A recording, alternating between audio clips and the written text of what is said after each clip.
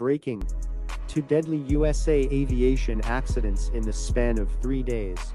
Is this random chaos, coincidence, or policy consequences? Wednesday night, January 29th. Around 9 p.m. local time. A midair collision in Washington, D.C. between a Black Hawk helicopter and an American Eagle jet killed all 67 people on board. Then just 2 days later, on January 31st, a medical transport plane crashed in Philadelphia, killing 6 people including a child patient and setting homes on fire. What are your thoughts after analyzing these events, other relevant contexts, and Trump's policies in the previous weeks, Amy? Well, Aiden, here's the kicker for the year 2025. On January 20th, Trump forced the resignation of the FAA director. AP News says he resigned willingly. Such a concept does not so easily sway others.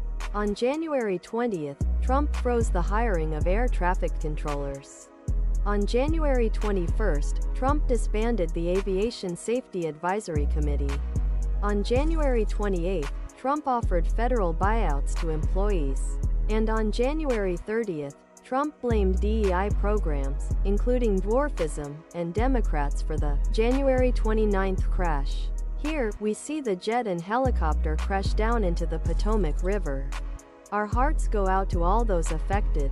Apparently, one air traffic controller was working into different tower positions, and staffing was, quote, not normal for the time, unquote. Do you have input on Trump's stance on DEI in the aviation industry? Here's the twist. The DEI program that Trump's blaming?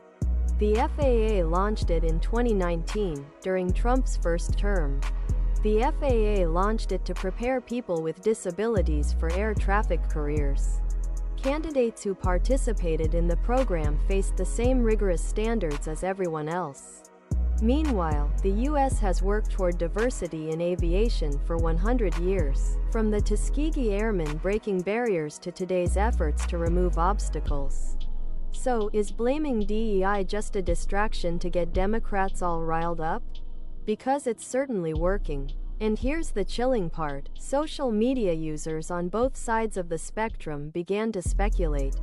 Like always, without evidence or waiting for facts or more information, X users are debating whether Trump's policies since January 20th or Biden's DEI policies had something to do with it. Just 14 hours before the D.C. crash, a professor tweeted, "An FAA employee I know confirms the agency already lacks sufficient air traffic controllers. The so-called buyouts and other attacks on federal employees won't help." Remember that fact when the flight delays, crashes, commence, and Trumpers start falsely blaming DEI or Biden. A Trump fan on X was quick to point out that ADC employees don't work from home, which is valid but doesn't change the fact that there's been an ongoing issue. What's the situation at hand? Some are busy blaming Trump's federal freezing policies or pointing fingers at Biden, Democrats, and DEI initiatives. Air traffic control issues have long been a nationwide issue, with staff shortages and an increasing number of airline travelers. The new video angle shows the helicopter flying straight into the plane after getting standard instructions pointing to operational screw-ups, not some new or old political move. People, particularly leaders with massive followings and everyone on X, who jump to conclusions, oversimplify, or spread half-baked information make it harder to get real answers. The ATC system has been a mess for a long time, and fixing it could use everyone on board. No party line nonsense, just a straight-up team effort. Consider this. Mike Whitaker held the FAA reins for 15 months. In his final months, Elon Musk criticized him. I'm sure you already know. The tech bro is a prominent Trump supporter. He is now all cozy in the White House.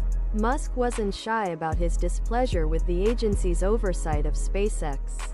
Trump named Chris Rochillo the acting head on Thursday, January 30th. To be fair, he doesn't seem so adverse, and he even makes it known he cares about global warming and the need to address the issue. Whitaker never publicly tied his resignation to Musk or Trump. My observation says the timing is undoubtedly eye-catching. Sure, Whitaker didn't publicly blame them. But come on. When you add in air traffic controllers resigning over pay cuts and a new firm's contract, lowballing salaries, it's hard not to wonder. Is the debate over DEI and merit really about hiring the best?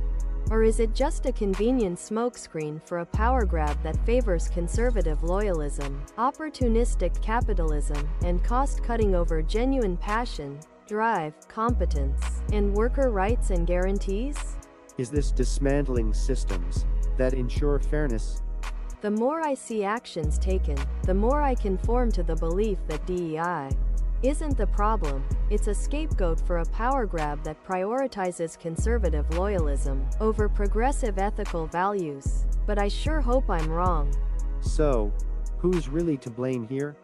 Was it the DEI programs established during Trump's previous administration? Was it Biden's DEI policies?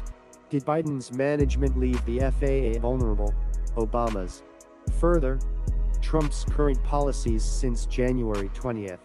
Can 10 days of policy chaos really cause this, as some Democrats and independents are suggesting on social media? Or were they just a freak accidents due to human, and/or mechanical, and technological errors? Let's think critically. 2 crashes in 3 days are wild, so coincidences and theories emerge.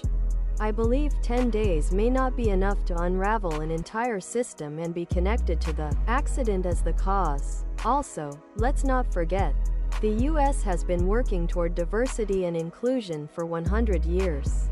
So, is Trump's blaming of DEI just a constant distraction and attack on Democrats' progressive values? In my opinion, the DEI versus merit-based hiring debate is a false choice. DEI is supposed to be merit-based. It's about expanding the talent pool to find great people who may have gone unnoticed, not lowering standards. Trump and Musk's attacks on DEI ignore the fact that privilege, not performance, has long dictated who gets ahead. DEI dismantles those barriers, ensuring talent, not connections or background, determines success. So, when they claim to champion merit, ask yourself, are they fighting for fairness or just preserving a system that benefits a few? Accountability in critical employment and leadership positions matters, because lives, livelihoods, and our shared future are at stake. What do you guys think? This is Amy signing out. Remember, responsibility and action spark change. If you find this helpful, hit that like, tap the little heart icon, but only once. Hit it and quit it. Then, subscribe, and follow me on all my social networks for more tips and insights. Oh, and drop a comment. I'd love to hear your thoughts.